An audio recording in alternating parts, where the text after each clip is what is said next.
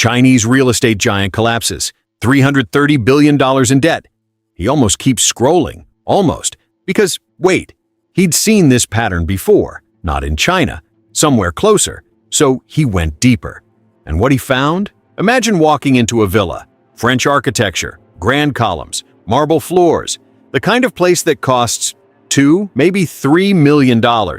You push the door open, and you find cows.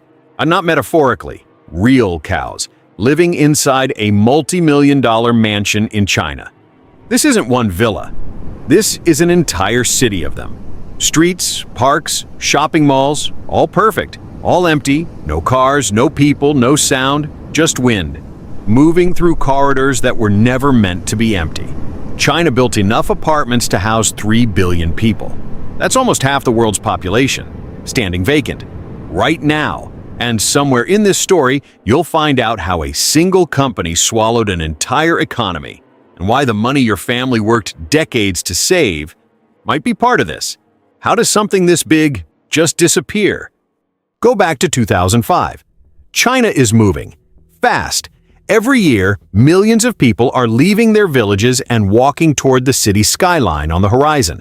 They need homes, schools, roads, and the government has one answer: build. Between 2010 and 2013, just 3 years, China poured more concrete than the United States used in the entire 20th century. Read that again. Every American highway, bridge, dam, and skyscraper built across 100 years. China did more in 36 months. But here's the thing about concrete. Concrete doesn't ask questions. Ordos Kangbashi, designed for 300,000 people. Population today? Half that. The other half? Ghost. Ujiapu. They called it the Chinese Manhattan. 10 years later, 75% of offices still empty. Tianducheng. They built a full-scale Eiffel Tower, cafes, boulevards, the whole Parisian dream. Except no Parisians, no anyone. And then there's Forest City in Malaysia, $100 billion, a city for 1 million people. 8 years later, a ghost town. Across China, over 50 cities like this, 65 to 80 million apartments sitting completely vacant. Those empty apartments could house the entire population of Germany, or France and the United Kingdom, combined. But here's what really stops me cold.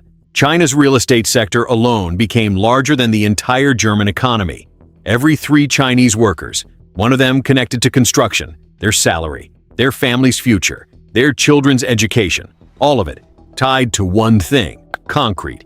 So the question that nobody was asking out loud: what happens when the music stops? Because this was never really about housing people, it was about money. Here's how the machine worked. Local governments in China don't collect income tax the way Western countries do. Their main source of revenue? Selling land to developers. More land sold, more money for the city, more roads, more schools, more projects. Politicians look good. Everyone wins, so they kept selling. Developers kept building, banks kept lending, and citizens kept buying. Because in China, real estate wasn't just a home. It was the only safe investment you had, 70%. That's how much of the average Chinese family's wealth sat in property. Not stocks, not savings, not businesses. Concrete walls and empty rooms. And this worked. For a while, it worked beautifully. Real estate grew to nearly 30% of China's GDP. Every 3 Chinese workers, one of them connected to construction, their salary, their family's future, their children's education, all of it tied to one thing: concrete. Until Evergrande, the second largest real estate company in China, $330 billion in debt. In December 2021, they stopped paying. And suddenly the whole system held its breath. 1 million families had already paid for their apartments, signed contracts, made deposits. Some had paid in full.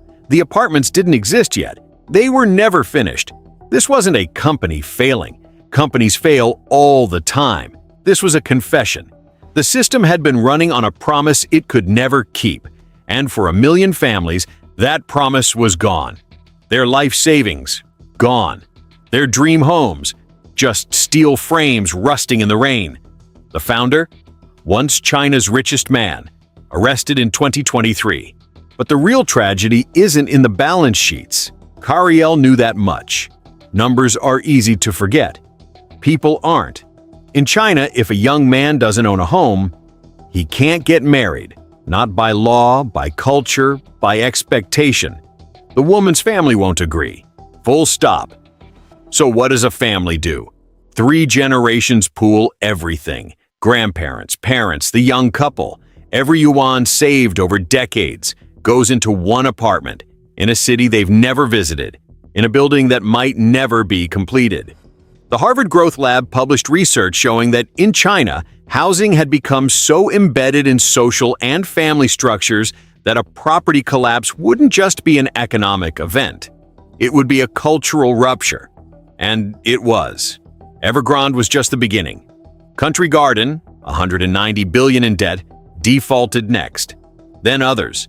$130 billion in total defaults across Chinese developers.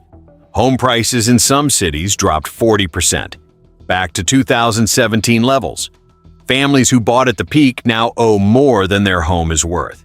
They can't sell, they can't move, they're trapped. In 2022, something unprecedented happened. Homebuyers in 80 cities, across 343 unfinished projects, stopped paying their mortgages. A nationwide boycott. Their message was clear. Why should we pay for homes you won't finish? And then there's the generation that looked at all of this. The debt, the empty cities, 3 generations of savings gone, and made a choice. They called it lying flat. Don't buy a house. Don't get married. Don't chase a dream that was never yours to begin with. Youth unemployment hit 18.9%. 3.7 million people applied for 38,000 government jobs. That's 97 applicants for every 1 position. This isn't laziness. This is a generation that learned the game was rigged. So they stopped playing. And it gets worse. China's population is shrinking. 3rd year in a row, record low births. By 2035, 30% of the population will be over 60. Fewer workers, fewer buyers, fewer people to fill those ghost cities. The World Bank projects that this demographic shift could reduce China's potential growth rate by nearly half within 2 decades. The demographic time bomb is already ticking.